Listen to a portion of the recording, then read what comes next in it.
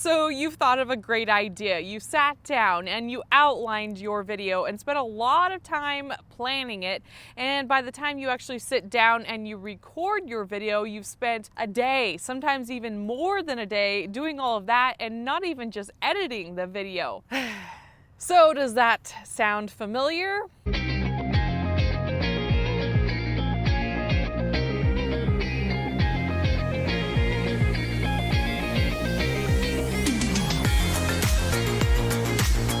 Well, if you watch this entire video, you'll learn how to not only make more interesting and engaging videos, but you'll also be doing it more efficiently. All right, so let's get to it. The quality of your video can either make or break whether your viewers stay on your YouTube video. When I was reporting, I'd have to shoot 1, 2, sometimes even 3 news stories in a day. So I had to learn how to get in and get out as quickly as possible, and of course, deliver the news in an efficient and accurate manner. So I'm gonna go over the top 10 tips that I have for you to do the exact same thing so you can put out awesome YouTube videos and spend your time doing even more. So number 1, before you even go to your location, if you are shooting in a new location, scout it out. If possible, go to your location the day before, or if you can't, scout out your location. If there's some sort of resource online, at least know kind of the lay of the land before you end up going to shoot. So that way you can figure out, okay, I want to start here at point A and then go to point B and point C. So not only will you have an outline of what you want to say, but you'll also have an outline of what you'll want to say where and when to move to the next spot and what will be going on this spot and in this spot. That will help you save so much time, I promise. This is exactly what I did when I was reporting. I wanted to know as much as I possibly could about the location that I was going to be shooting at. Okay, so number 2, this is something that I eventually came up with on my own because I was spending so much time. I would spend like an hour and a half, 2 hours on a location, and I needed to go other places because when I was working as a reporter, I had 8 hours to find an interview, shoot, edit, write, and deliver the news live. I could only spend such a limited time shooting, so I would set my alarm for like 30, 45 minutes from the time that I arrived, and that's all the time that I had to shoot. So I had to cut out any unnecessary times shooting stuff that I might not need. So my third tip is something that I've briefly mentioned before, but creating a story, no matter what your video is about. You might think, oh, I can't make it a story because my topic is this and this and this, but that is not true. Try to find a subject, and that can be a person or an animal or even an object. It can be a car, it can be a butterfly, it can be the river water going by, but anything that is moving that can kind of tell a story. It just gives the viewer something to invest their attention in rather than getting a static shot of just an empty park. Find the simplest thing and make it your character. Whatever it is, find some sort of action to follow. So maybe there's a river, get shots of that. Or like I said, maybe there's a butterfly, get shots of that. Or a squirrel or a horse. Anything that's moving or doing something, get shots of that. My number 5 tip is not spending any longer than 10 to 15 seconds on a shot.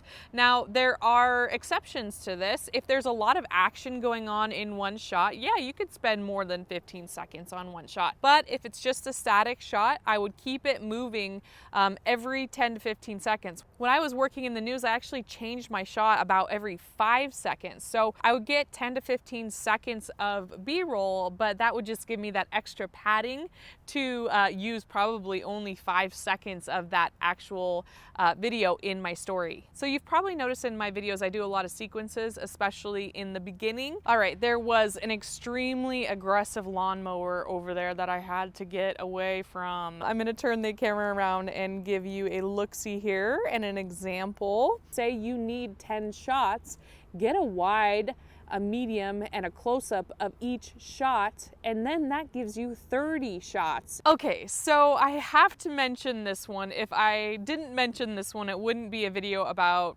shooting video.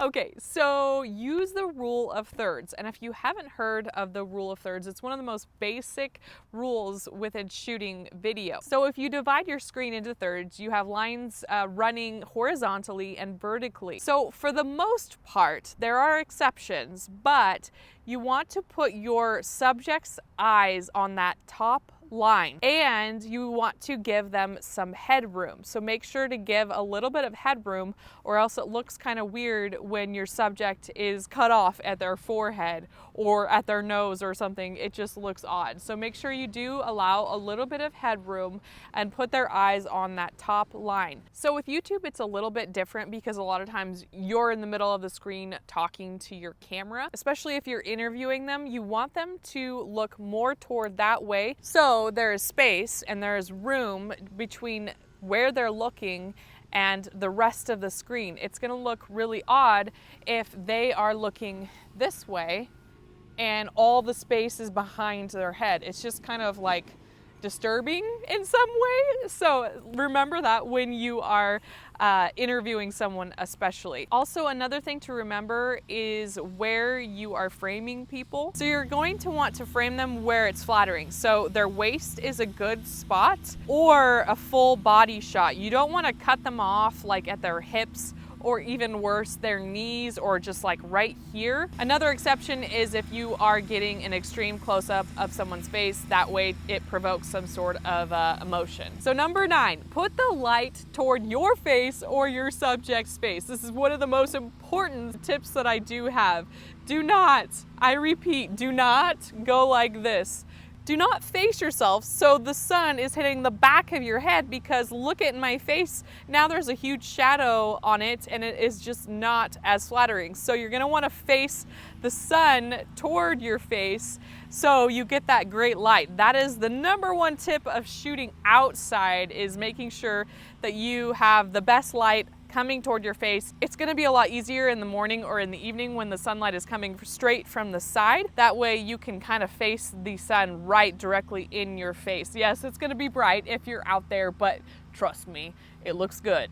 Rather than in the middle of the day when the sun is coming from up top, you're still gonna get some shadows on your face and it's not going to be as ideal. But please, please, please, for the love of YouTube, do not backlight your face. Use interesting angles. So you can take your camera and you can place it at a different angle. Maybe you place it lower, or maybe you place it, you know, on some sort of object.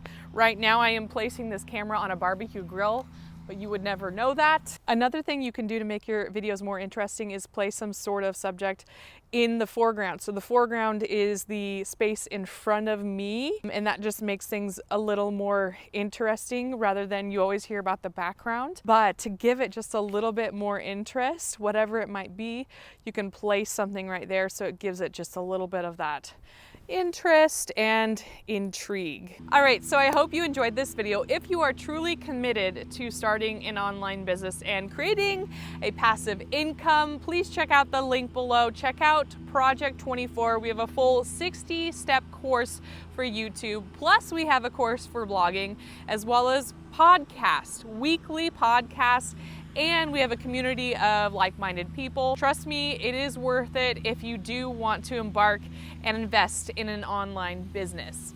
All right, that's all I have for you. Please give this video a like and also subscribe to my channel if you are new.